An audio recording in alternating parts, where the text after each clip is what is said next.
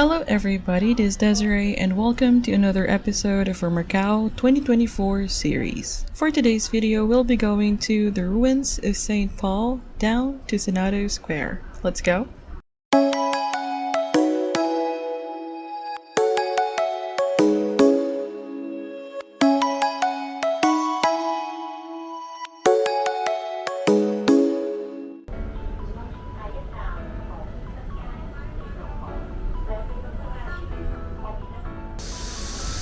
Jardín de Luis de Camoes. Ang galing. Dito lang nga bumaba ng bus. Tapos nakita ko may farm park dito.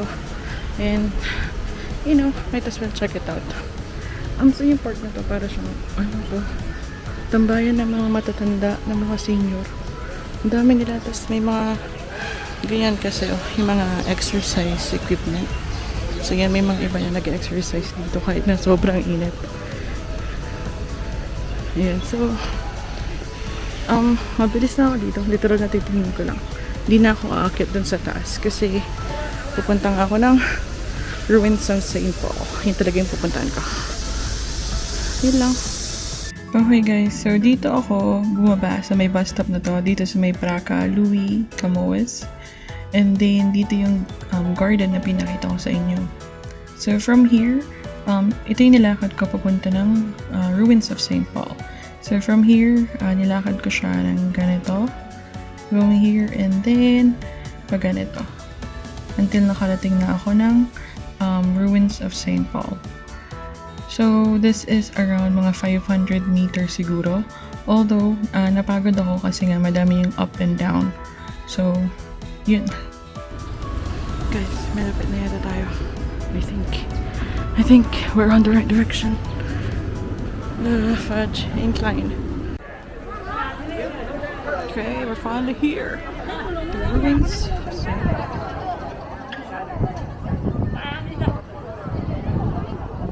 The ruins of St. Paul are the remains of what was once the Church of Mater Dei and the St. Paul's College, which at that time was the first Western-style university in East Asia.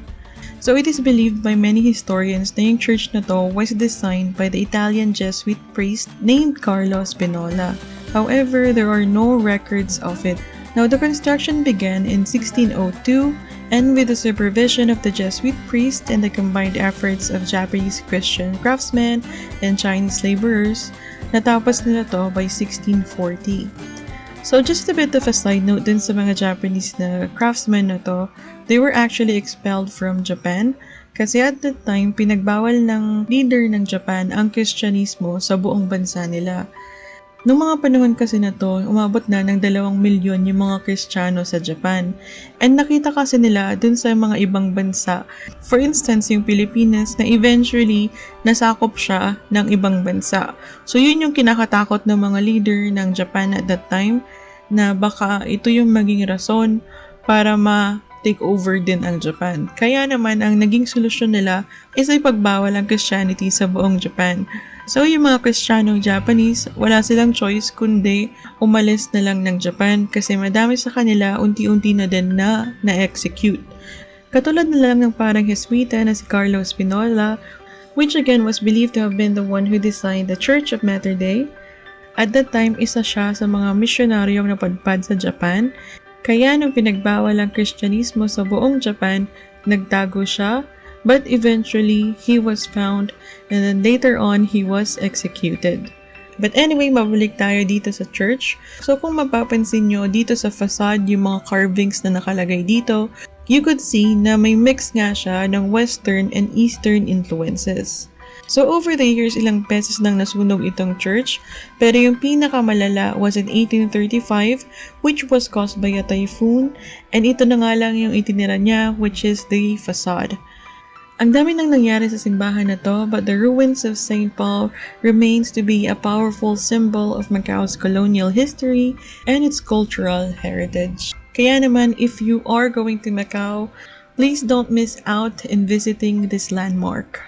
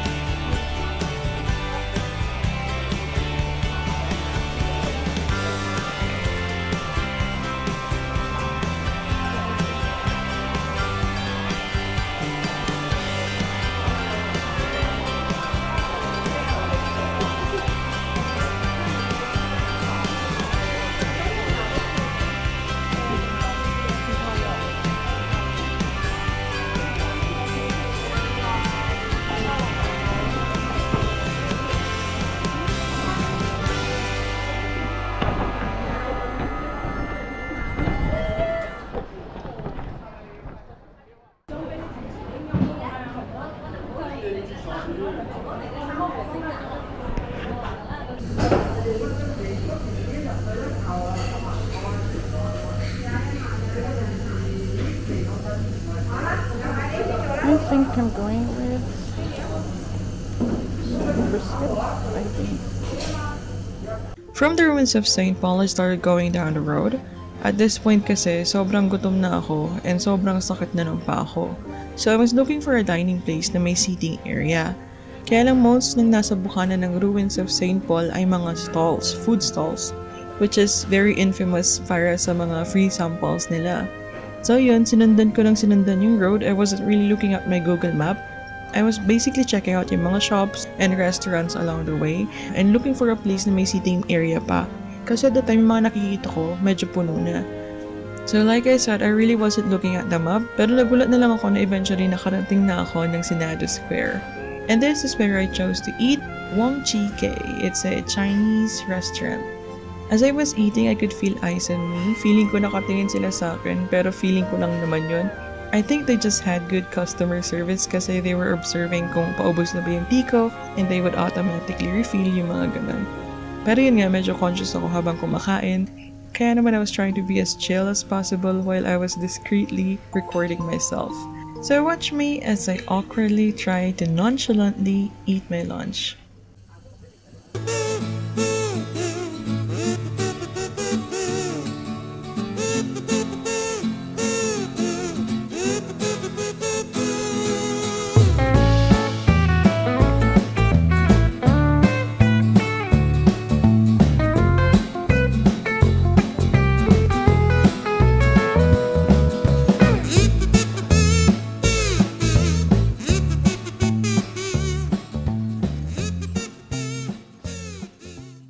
So this is Senado Square, the heart of Macau's historic center. So for sure, kung i-google mo kung saan magandang pumunta dito sa Macau, isa itong Senado Square sa makikita mo. Walking into Senado Square feels like stepping into a different country in a different era kasi mapapansin nyo itong mga neoclassical pastel buildings and itong wave-like pattern which is called the Portuguese pavement. So yung pavement na to, ang tawag din dito is Calçada Portuguesa and it is made of small black and white stones arranged in intricate patterns. Now this particular pavement was laid down in 1993, pero you'd be able to notice this Calçada Portuguesa almost everywhere in Macau. Kaya naman if you're already going to ruins of St. Paul and you're interested in architecture, in history, and culture, then definitely include Senado Square in your itinerary. So guys, ito yung Senado Square and ito naman yung London Hotel. Now after kong kumain and after kong umikot ng Senado Square, inaantok na ako. And gusto ko na matulog kasi remember, kulang yung tulog ko the night before. So nung chinek ko nga dito sa Google kung paano bumalik ng hotel, is ang nirecommend lang ni Google is maglakad. I mean, I was intentionally looking for a bus sana na kung pwedeng mag-bus na lang ako pabalik. Pero yung nire-recommend lang talaga niya is maglakad. So, naglakad ako. Pero nung chinek ko kasi to in the next days, kung ano yung mga bus numbers, kung ano yung mga stops nila, ganyan, I checked na dito sa may... Wait lang. Dito, sa bus. So, from Senado Square, ang gagawin mo pa, maglalakad ka pa papunta dito, bus 3A, tapos bababa ka dito sa may Terminal Maritimo, yung unang binabaan natin. Tsaka ka maglalakad sa papunta ng hotel. So, pag titignan mo dito, parang ang hassle lang. Parang nagsayang ka lang ng pera. So, kung dito yung hotel mo, pwede mo naman talagang lakarin na lang papunta ng Senado Square. This might look like a straight line, pero hindi. Ang problema mo lang dito or yung medyo nakakapagod lang dito is ay may mga pataas siya, pababa, yung ganun. So, medyo nakakapagod lang. Mas nakakapagod lang. Pero, malapit pa rin. Ang galing. Sinundan ko lang yung map, tapos nandito na ako agad sa hotel. Hindi man agad, pero ano to, nagagalingan lang ako kasi ito na mismo yung hotel. Tapos, in fairness, totoo nga. I mean, kung iisipin mo, walking distance nga naman yung hotel sa Senado Square, sa ruins of St. Paul. Wala lang eh. Pagod lang. Hello guys, so it's still our first day here in Macau. So kakabalik ko lang ng hotel, galing ng Senado Square, naglakad lang ako. So yun, chinek ko nga doon, tapos nakalagay doon, 6 minutes walk away yung Senado Square to this hotel. And siguro ako parang, hindi ko lang kung 15 minutes ba ako naglakad. Pero yun nga, ang Macau kasi para siyang Baguio, tsaka Hong Kong din, para siyang central. Yung, madaming up, down, uphill na walk, then pababa, then stairs, ganyan. Yung, kaya ako bumalik ng hotel agad nang hindi pa man din gabi kasi it's only 5:30 PM. So technically pwede pa ako mag-squeeze in ng mga isang attraction ganyan. Balak ko sana pumunta na ng dun sa Cotai Strip, tama ba? Yung mga Venetian, yung mga ganyan. Tapos dun na ako mag-picture ng gabi.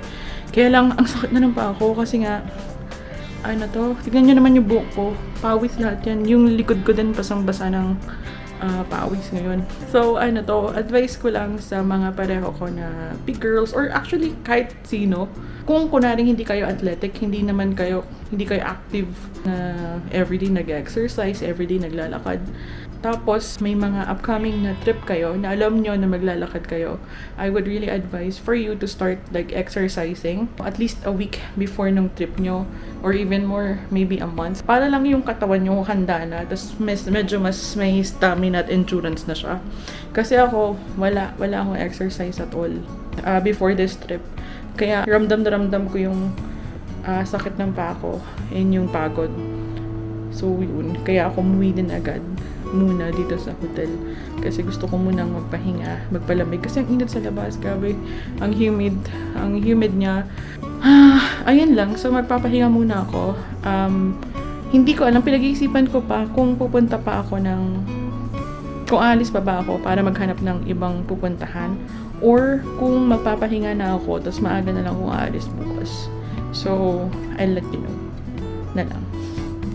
Later that night, Hello guys, so I ended up not going anywhere else. Nakatulog ako actually around 6 p.m. Nagising ako right before 12 p.m. and 12 a.m. midnight. And naligo ako. Doon lang ako naligo kasi sobrang pagod ako kanina. Kaya nakatulog ako and then 12 doon ako naligo. Ngayon it's around 1 a.m. Matutulog din ako ng konti in a while. And then bala kong maaga na lumabas bukas para mas madami tayong mapuntahan. Yun lang, my feet is feeling better. Yung worry ko is yung ankle ko. Yung right ankle ko. Medyo may soreness. Natapilok. Yun, na-twist ko kasi siya noon kahapon.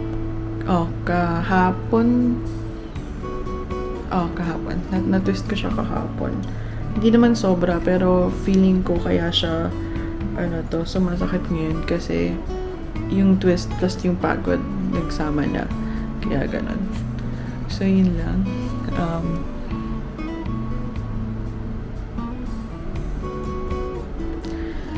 So, yun lang. I hope na kahit konti lang yung napuntahan natin for day 1 na enjoy nyo naman kahit paano or may natutunan kayo somehow.